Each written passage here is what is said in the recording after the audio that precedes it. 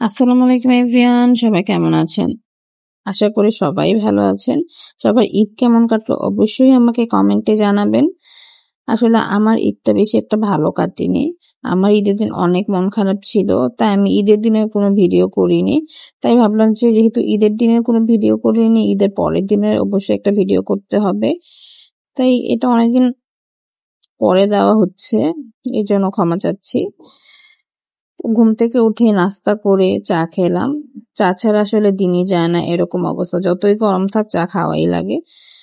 তো তারপরে দেখি আম্মু গরুর মাংস, আলু ভাজি, পোলাও, রোস্ট এগুলো করছে। আসলে কুরবানির মাংসের মজা হচ্ছে এটাই যে এক পাতিল রান্না করা হবে আর ওখান থেকে উঠিয়ে উঠিয়ে খাওয়া হবে।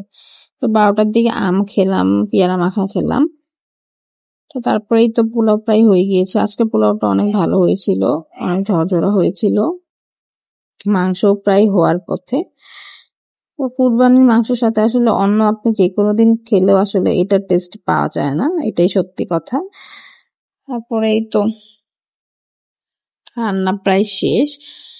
তো রান্না আজকে অনেক ভালো হয়েছিল, গরুর মাংসটা অনেক ভালো হয়েছিল। কুরবানির মাংস যেভাবেই রান্না করা হোক না কেন, ওটার টেস্ট অনেক ভালো হয়।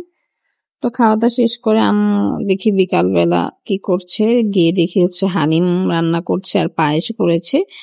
তো আমার মিষ্টি আসলে বেশি ভালো লাগে না। তো তারপরে হালিমটা খেলাম, তারপর পায়েস খেলাম একটু।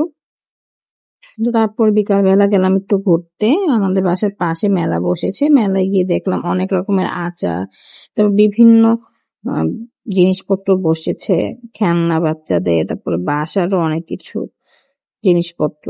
তারপরে এই যে ট্রেন, এই ট্রেনে যে কত উঠেছে ছোটবেলায়।